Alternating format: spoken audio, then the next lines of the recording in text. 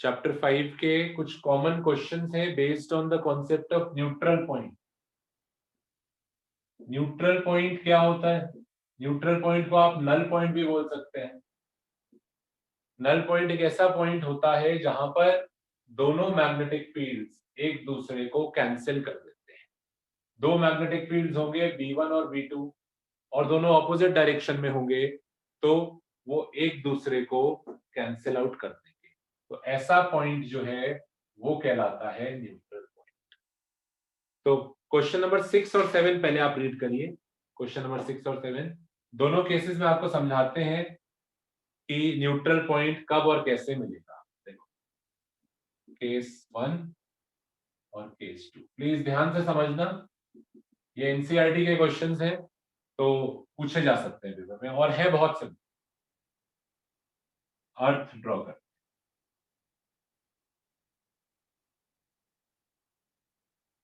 अब अर्थ जो है वो मैग्नेटिक फील्ड प्रोड्यूस करती है। आपको पता है अर्थ में ऊपर हम बोलते हैं नॉर्थ पोल और नीचे बोलते हैं साउथ। और जो मैग्नेट है वो हल्का सा टिल्टेड होता है। हमने आपको ये बात बताई थी कि अर्थ के अंदर का जो मैग्नेटिक फील्ड है वो टिल्टेड होता है एंगल ऑफ डिक्लिनेशन। पर अभी आप उस चीज को निग्लेक्ट कर, निग्लेक्ट द डिक्लिनेशन। ठीक है ना, मान लेते हैं अर्थ का जो मैग्नेट है वो इसी डायरेक्शन में रखा, यही मैग्नेटिक मेरिडियन अभी। अच्छा, तो अर्थ मैग्नेटिक फील्ड प्रोड्यूस कर रही होगी।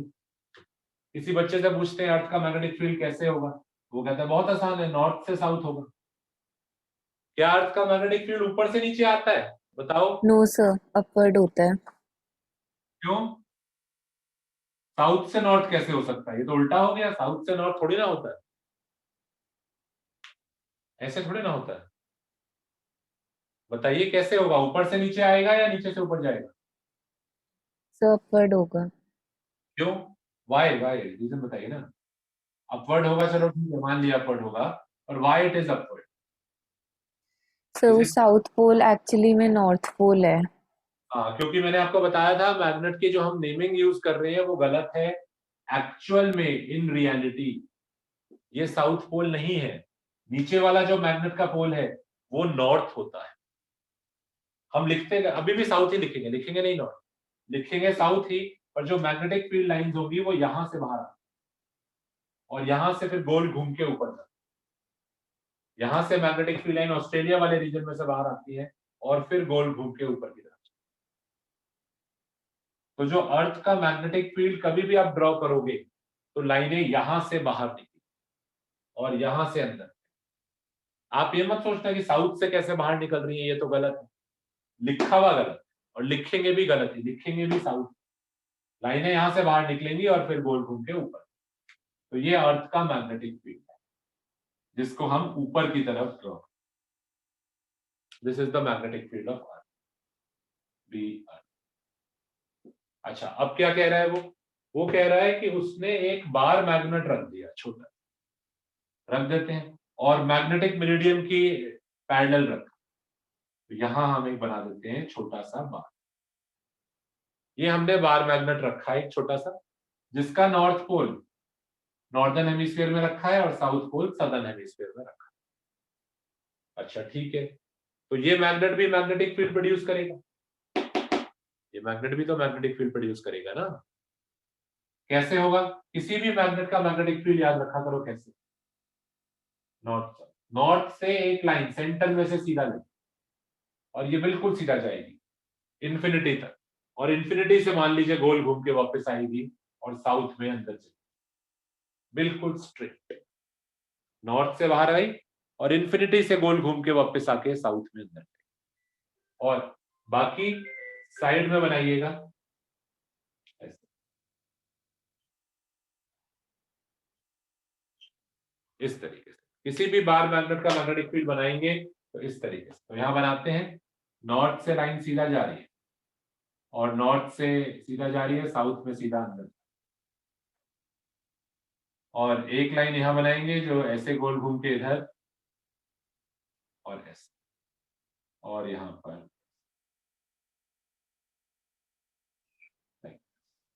तो देखिए मैंने बार मैग्नेट और उसका मैग्नेटिक फील्ड ड्रॉ करा है, ठीक है ना। अब हमसे वो ये पूछ रहा है कि आपको न्यूट्रल पॉइंट कहां पर मिलेगा, न्यूट्रल पॉइंट कहां पर, एक्सियल लाइन पर होगा या इक्वेटोरियल लाइन पर होगा। न्यूट्रल पॉइंट वहां होगा जहां दोनों मैग्नेटिक फील्ड ऑपोजिट होंगे, जिससे कि वो एक दूसरे को कैंसिल आउट कर सके। तो एक पॉइंट ऐसा करते हैं, अपने बार मैग्नेट का एक्सियल पॉइंट, इसकी एक्सिस, ये इसकी एक्सिस होती है, एक पॉइंट में यहां ले, ये किस टाइप का पॉइंट है, ये हमारा एक्सियल पॉइंट, और एक इसके परपेंडिकुलर बाइसेक्टर पे, ये किस टाइप का पॉइंट है, ये इक्वेटोरियल पॉइंट है। जरा सोच के बताइए कि न्यूट्रल पॉइंट कहां पर एग्जिस्ट कर सकता है, एक्सियल पॉइंट पे कर सकता है क्या? No sir. No sir. क्यों एक्सियल पॉइंट पे क्यों नहीं कर सकता? सर सेम डायरेक्शन में है क्योंकि दोनों मैग्नेटिक फील्ड जो है, अर्थ का मैग्नेटिक फील्ड भी देखो कैसे जा रहा है, रेड कलर में बनाया, ऊपर की तरफ जा रहा है, अर्थ का मैग्नेटिक फील्ड भी ऊपर की तरफ जा रहा है, और बार मैग्नेट का जो मैग्नेटिक फील्ड है ब्लू कलर में बनाया है, वो भी ऊपर की तरफ जा रहा है। देखिए एक्सियल पॉइंट की बात करें अगर, तो अर्थ का ऊपर जा रहा होगा और बार मैग्नेट का मैग्नेटिक फील्ड भी ऊपर जा रहा होगा, तो दोनों तो ऐड हो जाएंगे, तो नल पॉइंट यहां तो नहीं मिल सकता, एक्सियल पॉइंट भी तो नहीं हो सकता। देखते हैं इक्वेटोरियल पे होगा या वहां पे भी नहीं होगा। इक्वेटोरियल पे देखो अर्थ का मैग्नेटिक फील्ड ऊपर की तरफ जा रहा है, अर्थ का मैग्नेटिक फील्ड ऊपर की तरफ, और बार मैग्नेट का नॉर्थ से लाइन निकली और गोल घूम के नीचे की तरफ जा रही है। देखो ध्यान से देखिए, दोनों एरोज ऑपोजिट डायरेक्शन, अर्थ का मैग्नेटिक फील्ड ऊपर है और बार मैग्नेट का जो मैग्नेटिक फील्ड है वो नीचे की। अगर दोनों बराबर हो गए, अगर मैं इक्वेटोरियल पॉइंट की बात करूं तो यहाँ पे नल पॉइंट एग्जिस्ट कर सकता है, अगर ये दोनों बराबर हो जाए, अगर मैग्नेटिक फील्ड अर्थ का और बार मैग्नेट का दोनों बराबर हो जाए, ऑपोजिट तो है ही, वो ऑपोजिट तो है ही, तो वो एक दूसरे को क्या कर लेंगे, कैंसिल आउट कर जाएंगे, तो हमें यहाँ पर न्यूट्रल पॉइंट मिल जाएगा। क्या फॉर्मूला लिखना पड़ेगा आपको, magnetic field of earth should be equal to bar magnet का मैग्नेटिक फील्ड इक्वेटोरियल पॉइंट पर Km/r। फॉर्मूला होता है ना, value of magnetic field at the equatorial point, equatorial point पे बार मैग्नेट का मैग्नेटिक फील्ड है Km/r3, और अगर वो अर्थ के मैग्नेटिक फील्ड के बराबर हो गया तो दोनों कैंसिल हो जाएंगे, यहाँ पे नेट मैग्नेटिक फील्ड 0। तो ये हमारा पहला केस। अब केस टू में देखिए, अर्थ का तो सेम है, अर्थ का तो नीचे से मैग्नेटिक फील्ड ऊपर की तरफ ही जाएगा, this is the magnetic field of the अर्थ, ठीक है ना, ये अर्थ का मैग्नेटिक फील्ड। अब आपने एक मैग्नेट रखा है, पिछली बार की तरह आपने एक मैग्नेट रखा हुआ है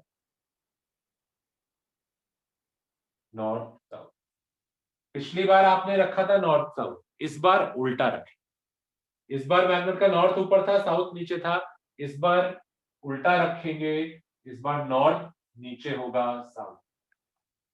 इस बार देखेंगे कि नल पॉइंट कहां है, तो बार मैग्नेट का मैग्नेटिक फील्ड नॉर्थ से सीधा निकल के नीचे जाए और साउथ में सीधा अंदर, और साइडों में नॉर्थ से लाइन ले जाइए ऊपर की तरफ,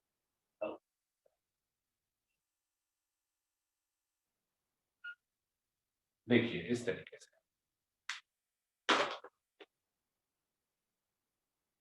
अब इस बार चेक करो, एक्सियल लाइन, एक पॉइंट एक्सियल लेते हैं, एक्सियल यानी इसकी एक्सिस के ऊपर लेते हैं, यहाँ पे लेते हैं, ये हमारा एक्सियल पॉइंट,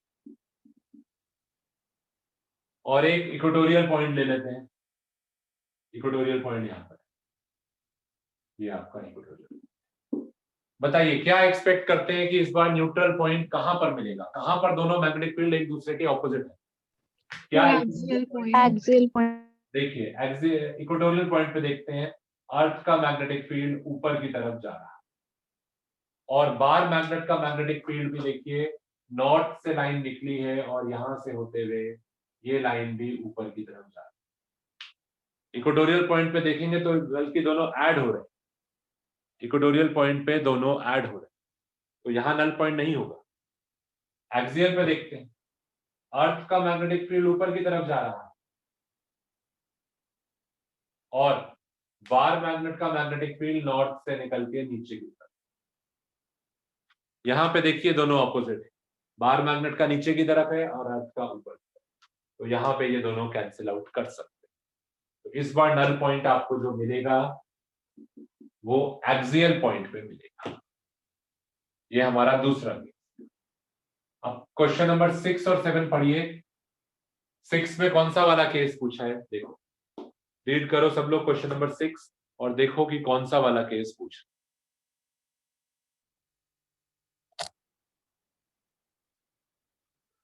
6 में फर्स्ट वाला। what is a neutral point if a bar magnet is placed in the magnetic meridian with the north pole towards northern hemisphere? Magnet का नॉर्थ नॉर्थ की तरफ, south south, where do you expect the neutral point to occur? तो ये हमारा question number 6। कहां पे हम expect करते हैं न्यूट्रल पॉइंट को?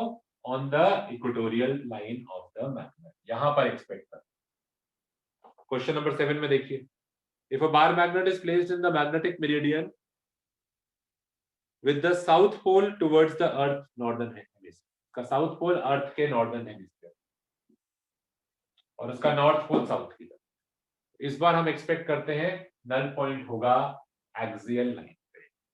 और नल पॉइंट भी जरूरी नहीं है हो, वो होगा तब जब दोनों बराबर हो, यानी magnetic field of the bar magnet should be equal to the magnetic field of the earth. और क्या फॉर्मूला होता है बार मैग्नेट के मैग्नेटिक फील्ड का? बोलो, what is the formula for magnetic field of the bar magnet? Axial point पे bar magnet कितना magnetic field produce करता है?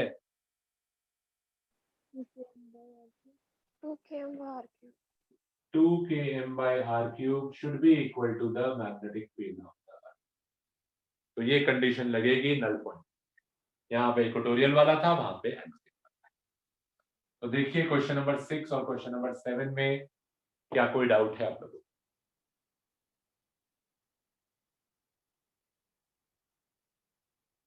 If it is clear, then we'll move on to question number 33.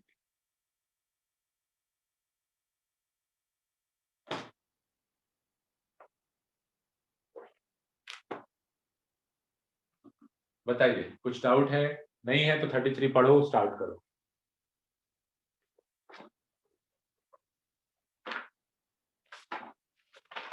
Thirty three में कौन से वाला case होगा? Case 1 होगा या केस 2 होगा? ध्यान से देख के बताओ। 33 is based on which case?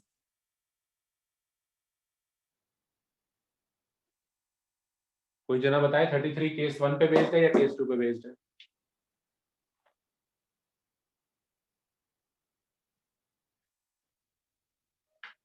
जल्दी बताओ।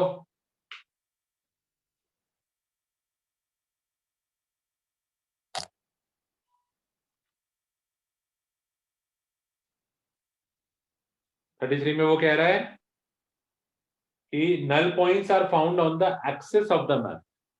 33 में he is saying that the null point is on the axis of the magnet। ये वाला केस नहीं हो सकता, इसमें तो परपेंडिकुलर बाइसेक्टर इक्वेटोरियल पॉइंट पे था। हाँ, यहाँ पे नल पॉइंट एक्सिस पे था, तो ये वाला case. Question number 33 is based on this. तो अब ट्राई करते हैं 33 और 34 भी फिर सिमिलर लॉजिक से होगा, देखते हैं। 33 में he is saying that magnet is aligned like this, null points are found on the axis of the magnet। Axis पे हमें नल पॉइंट मिला है, कितना दूर?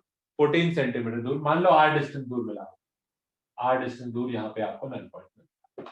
क्यों मिल रहा है नल पॉइंट? क्योंकि अर्थ का मैग्नेटिक फील्ड तो ऊपर की तरफ जा रहा होगा। देखो मैंने अर्थ के मैग्नेटिक फील्ड की एक और लाइन बना दी, यही थोड़ा है कि 3 ही लाइनें होंगी, अर्थ के मैग्नेटिक फील्ड की तो और भी लाइनें होंगी। मैं एक और लाइन बना रहा हूँ अर्थ के मैग्नेटिक फील्ड की, जो ऊपर की तरफ जा रही है। अर्थ के मैग्नेटिक फील्ड की सारी लाइनें ऊपर की तरफ जाए, तो मैंने एक लाइन ड्रॉ करी है अर्थ के मैग्नेटिक फील्ड की जो ऊपर जा रही है, और इस बार मैग्नेट की जो नॉर्थ से निकल के सीधी लाइन आ रही है वो नीचे आ रही है, और ये दोनों एक दूसरे को कैंसिल कर रहे हैं। अगर ये दोनों एक दूसरे को कैंसिल कर रहे हैं यानी बार मैग्नेट का मैग्नेटिक फील्ड और अर्थ का मैग्नेटिक फील्ड बराबर होंगे।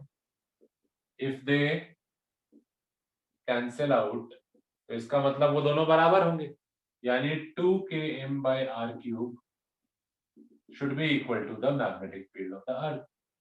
कैंसिल आउट हो रहे हैं यानी दोनों बराबर हैं। बार मैग्नेट का फॉर्मूला क्या होगा एक्सियल पॉइंट का 2km/r³ और वो बराबर होगा अर्थ के मैग्नेटिक फील्ड के। कितना दिया हुआ है हमें अर्थ का मैग्नेटिक फील्ड 0.36, तो 2km/r³ की वैल्यू भी 0.36 गॉस की रही होगी। ठीक है ना, क्योंकि बार मैग्नेट का मैग्नेटिक फील्ड उतना ही होगा जितना अर्थ का है, क्योंकि तभी तो वो कैंसिल करेगा। तो बार मैग्नेट का मैग्नेटिक फील्ड भी 0.36 गॉस ही होगा। ठीक है, पूछा क्या है, what is the total magnetic field on the normal bisector of the magnet. वो पूछ रहा है इक्वेटोरियल लाइन पे, यहां पर इक्वेटोरियल पॉइंट पे टोटल मैग्नेटिक फील्ड कितना होगा। तो ही इज आस्किंग यू कि यहां पर इक्वेटोरियल पॉइंट पे टोटल मैग्नेटिक फील्ड कितना। क्या यहां पर भी जीरो होगा, नहीं, यहां पर ये दोनों कैंसिल आउट हो गए थे, नल पॉइंट था, पर यहां पर थोड़ी ना कैंसिल आउट हो गए। Eight the equatorial point they are in the same direction, they are in same direction। तो टोटल मैग्नेटिक फील्ड निकालने के लिए अगर आप इक्वेटोरियल पॉइंट पे टोटल मैग्नेटिक फील्ड निकालेंगे तो आप बार मैग्नेट के मैग्नेटिक फील्ड को और अर्थ के मैग्नेटिक फील्ड को क्या करेंगे, ऐड करेंगे। तो टोटल मैग्नेटिक फील्ड होगा magnetic field of the bar magnet plus magnetic field of अर्थ। देखिए ना, यहां पर दोनों की डायरेक्शन सेम है। बार मैग्नेट का मैग्नेटिक फील्ड नॉर्थ से निकल के यहाँ ऊपर की तरफ जा रहा है और अर्थ का तो हर जगह ऊपर की तरफ, तो यहां तो दोनों ऐड हो जाएंगे। अच्छा, बार मैग्नेट का मैग्नेटिक फील्ड कितना होगा, क्या फॉर्मूला अप्लाई होगा बार मैग्नेट के लिए यहाँ पर, km/r³। हाँ इक्वेटोरियल पॉइंट है ये, इक्वेटोरियल पॉइंट के लिए बार मैग्नेट का मैग्नेटिक फील्ड का फॉर्मूला होगा km/r³ प्लस अर्थ का मैग्नेटिक फील्ड तो उसने क्वेश्चन में दिया हुआ है हर जगह 0.3। तो इक्वेटोरियल पॉइंट पे जो टोटल मैग्नेटिक फील्ड आएगा वो आएगा km/r³ बार मैग्नेट का इक्वेटोरियल पॉइंट प्लस अर्थ का जो कि हर जगह 0.36 है। अब कोई जना बता सकता है इसको आगे कैसे सॉल्व करें। सर बी एक्सियल का हाफ कर देंगे। हाँ, हमें यहाँ पे इस इक्वेशन जो ऊपर इक्वेशन हमने लिखी थी, जो हमने एक्सियल पॉइंट के लिए जब हमने नल पॉइंट का फॉर्मूला लिखा था, एक्सियल पे नल पॉइंट था ना, तो दोनों मैग्नेटिक फील्ड कट गए थे, यानी बार मैग्नेट का मैग्नेटिक फील्ड और अर्थ का दोनों बराबर हो गए थे एक्सियल पॉइंट के लिए। तो फॉर्मूला लिखा था 2km/r³ और मैग्नेटिक फील्ड अर्थ का बराबर थी, तो 2km/r³ को 0.36 करा। वहां से क्या करो, इस 2 को नीचे ले जाओ, तो km/r³ की वैल्यू कितनी बचेगी बताओ जरा। अगर मैं इस 2 को नीचे ले जाता हूँ 0.18। हाँ, तो सिर्फ km/r³ की वैल्यू, सिर्फ km/r³ की वैल्यू हो जाएगी, ये नीचे जाएगा तो 0.18, तो वो वैल्यू मैं यहां लगा दूं km/r³।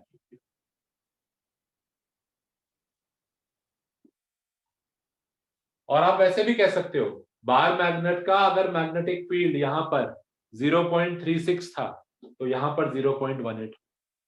बार मैग्नेट जितना डायरेक्टली आप कह सकते हैं अगर किसी बार मैग्नेट ने अपने एक्सियल पॉइंट पे मैग्नेटिक फील्ड प्रोड्यूस करा है 100, तो उतना ही डिस्टेंस दूर एक्सियल पॉइंट पे मैग्नेटिक फील्ड प्रोड्यूस करेगा 50।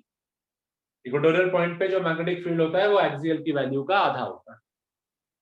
तो यहाँ पे जो बार मैग्नेट का मैग्नेटिक फील्ड है वो तो 0.36 आ रहा था, क्योंकि वो अर्थ को कैंसिल कर रहा था। बार मैग्नेट का मैग्नेटिक फील्ड अर्थ को कैंसिल कर रहा था, तो बार मैग्नेट का मैग्नेटिक फील्ड यहाँ पर 0.36 था। तो यहाँ पर बार मैग्नेट का मैग्नेटिक फील्ड जो होगा वो 0.18 होगा, और यहाँ पर 0.18 होगा और अर्थ का 0.36 होगा, तो दोनों को ऐड कर देंगे तो it will come out to be 0.54। ठीक है, देखिए कोई डाउट इसमें बताइए, क्वेश्चन नंबर 33 पूरा डिटेल में आपको समझा के मैंने विद फिगर कराया है।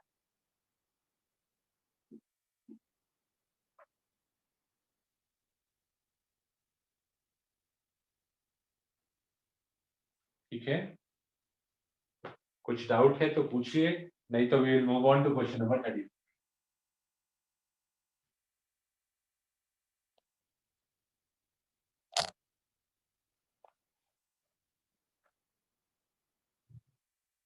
ठीक है, 34 पे चलते हैं। आप लोग नोट डाउन कर लो इसको।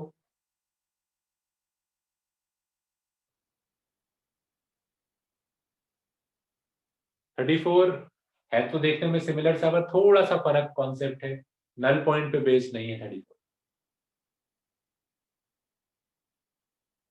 कोई जना बताना चाहेगा क्या कॉन्सेप्ट 34 में यूज होगा?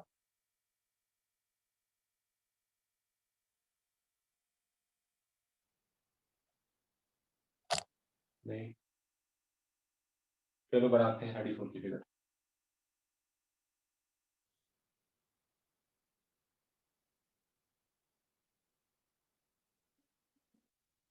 थर्टी फोर में वो कह रहा है कि जो बार मैग्नेट रखा है वो अर्थ के परपेंडिकुलर रखा है, अर्थ के magnetic field. This is the earth, earth का मैग्नेटिक फील्ड ऊपर की तरफ डायरेक्टेड है। This is the magnetic field of earth, it is directed from southern hemisphere to the northern hemisphere. This is magnetic field of Earth. अब उसने क्या कहा, short bar magnet is placed perpendicular, एक bar magnet ऐसे रखा, तो इसका magnetic field जो होगा नॉर्थ से सीधा साउथ में सीधा अंदर, और साइडों में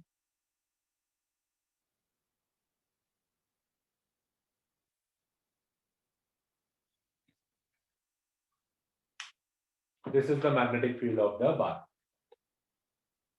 अब क्या चाहता है, at what distance from the centre on the normal bisector. Normal bisector का मतलब है मैग्नेट की इक्वेटोरियल लाइन, ये मैग्नेट की इक्वेटोरियल लाइन, और ये जो है ये मैग्नेट की एक्सियल लाइन। तो पहले वो नॉर्मल बाइसेक्टर की बात करें। वो चाहता है कि रिजल्टेंट मैग्नेटिक फील्ड 45 डिग्री पर इंक्लाइन। नॉर्मल बाइसेक्टर पे हम कितना डिस्टेंस दूर हो सेंटर से, मान लीजिए r डिस्टेंस दूर है, हम r डिस्टेंस दूर है, नॉर्मल बाइसेक्टर पे हैं हम, तो यहां पर वो चाहता है नेट मैग्नेटिक फील्ड 45 डिग्री पे इंक्लाइन। नेट मैग्नेटिक फील्ड, कितने मैग्नेटिक फील्ड है यहां पर बताना जरा, how many magnetic fields are present at this point?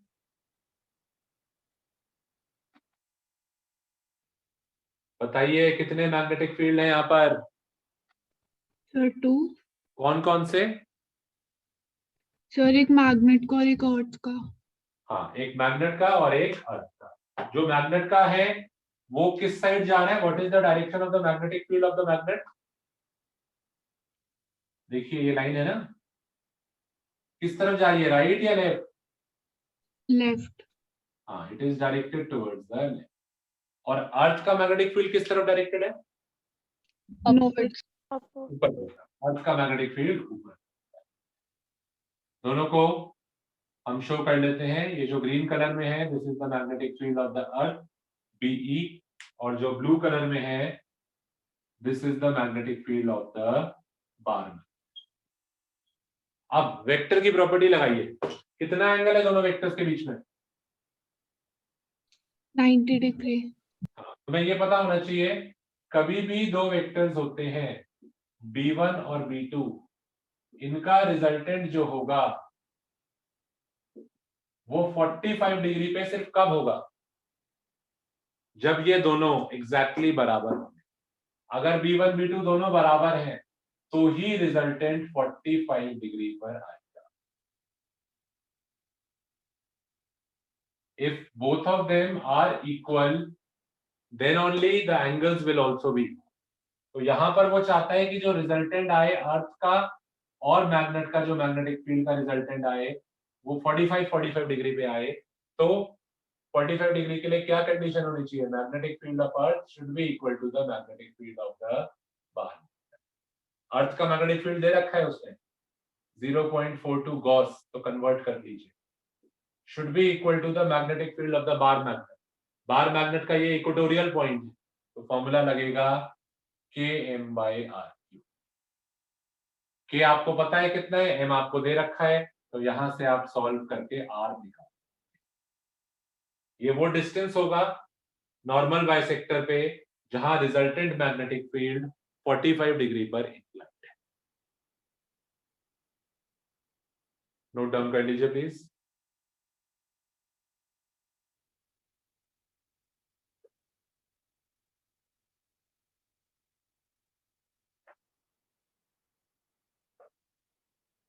अब सेम चीज उसने सेकंड पार्ट में पूछी है एक्सियल लाइन पर, तो एक्सियल लाइन पे भी ऐसा हो सकता है। मान लेते हैं एक्सियल लाइन पे r डिस्टेंस दूर ऐसा हो रहा है, तो अगेन यहाँ पर भी दो मैग्नेटिक फील्ड है।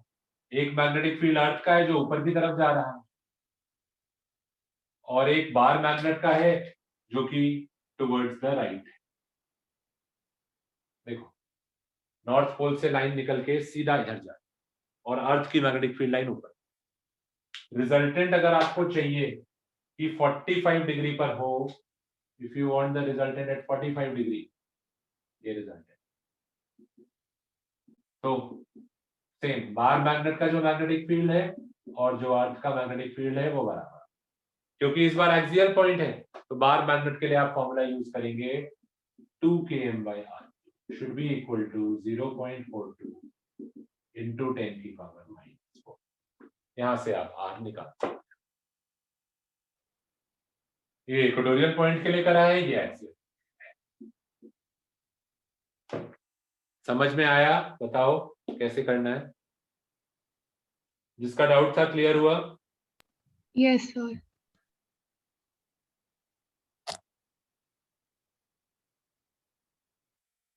चलिए ठीक है, आगे बढ़ते हैं। कुछ और कोई जना कुछ पूछना चाह रहा है? So page 160 पे क्वेश्चन नंबर 26। क्वेश्चन नंबर 26 देख लेते हैं। इसी पेज पे there is another question, question number 26। ये वाला नोट डाउन कर लीजिए, फिर 26 पढ़िए, ट्राई करेंगे।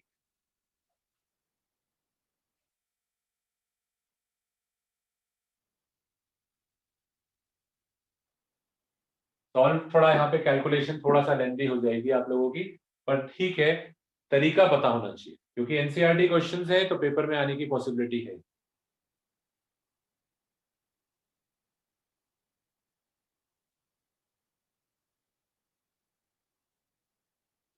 क्वेश्चन नंबर 26 पढ़ो अब। वो कह रहा है कि हाइड्रोजन एटम जो होता था, जैसे हाइड्रोजन एटम में एक प्रोटॉन होता है और एक इलेक्ट्रॉन उसके चारों तरफ रिवॉल्व करता है। अब उसने थोड़ा सा मॉडिफाई कर दिया।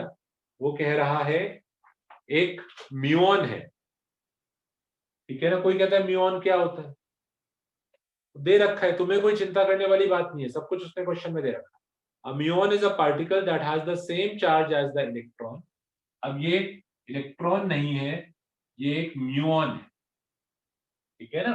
कोई बात नहीं, आपने पहले नहीं सुना, चिंता की कोई बात। तो इसका चार्ज वही है इलेक्ट्रॉन के चार्ज का माइनस, पर इसका जो मास है वो 200 टाइम्स ऑफ इलेक्ट्रॉन मास। अगर इलेक्ट्रॉन का मास m होता था तो इसका मास 200 है, ठीक है ना। एक एटम है जिसमें ये प्रोटॉन के चारों तरफ घूम रहा है, तो इसका मैग्नेटिक डाइपोल मोमेंट कितना होगा? इसको बोलते हैं म्यूनिक हाइड्रोजन एटम। ये आपका नॉर्मल हाइड्रोजन एटम नहीं बचा, क्योंकि इसमें इलेक्ट्रॉन नहीं घूम रहा, इसमें म्यूऑन घूम रहा है, तो ये म्यूनिक हाइड्रोजन एटम हुआ। इसका डाइपोल मोमेंट कितना होता है हमें कोई चिंता नहीं करनी, थोड़ा सा पेज पीछे जाएंगे। I tell you the page number, खोलिए वाला, प्लीज ओपन पेज नंबर 123। यहां पर उसने हाइड्रोजन एटम का मैग्नेटिक डाइपोल मोमेंट निकाला। हाइड्रोजन एटम का मैग्नेटिक डाइपोल मोमेंट आया है पेज 123 पे EH/4πm, और इसकी वैल्यू, इसकी डेरिवेशन वहां पूरा दे रखी है, ठीक है ना। इसकी डेरिवेशन पूरा दे रखी है, और इसकी वैल्यू भी देखो कितनी आई है, 9.27 10 की power -20, 9.27 into 10 raised to power -20। अब अगर इस डेरिवेशन में हमें क्या करना है, हमें समझ में आना चाहिए कि फर्क क्या पड़ा। हाइड्रोजन एटम के लिए ये डेरिवेशन कराई गई थी, अब आपका यहाँ पे म्यूनिक हाइड्रोजन एटम। तो डेरिवेशन में कोई ये तो है नहीं कि फिजिक्स के फॉर्मूले बदल जाएंगे, लॉजिक वही रहेगा, जो यहाँ पे डिराइव करा था वही यहाँ पे डिराइव करेंगे। बस फर्क सिर्फ किसमें आएगा, जहां हमने इलेक्ट्रॉन का मास m डाला था वहां अब m की जगह 200 m डालेंगे, क्योंकि म्यूनिक हाइड्रोजन म्यून है, इलेक्ट्रॉन के मास की जगह मास 200 m है। तो सेम हमारा रिजल्ट यही आएगा, पर फर्क क्या होगा इस बार, क्या चार्ज बदल गया? नहीं, वो तो उतना ही है। क्या प्लैंक कांस्टेंट बदल गया? नहीं। 4 और पाई बदल गए? नहीं। बस मास जो m आता था पिछली बार, इस बार वो 200 टाइम्स आएगा। तो 200 का फैक्टर एक्स्ट्रा आएगा, और वो 200 का फैक्टर न्यूमरेटर में है, डिनोमिनेटर में it is in the denominator. तो जो वैल्यू आएगी वो भी पिछली बार वाले से 9.27 10⁻⁻24 बाय 200, बाकी सब कुछ सेम ही रहेगा। तो what is the magnetic dipole moment of the Munich hydrogen atom?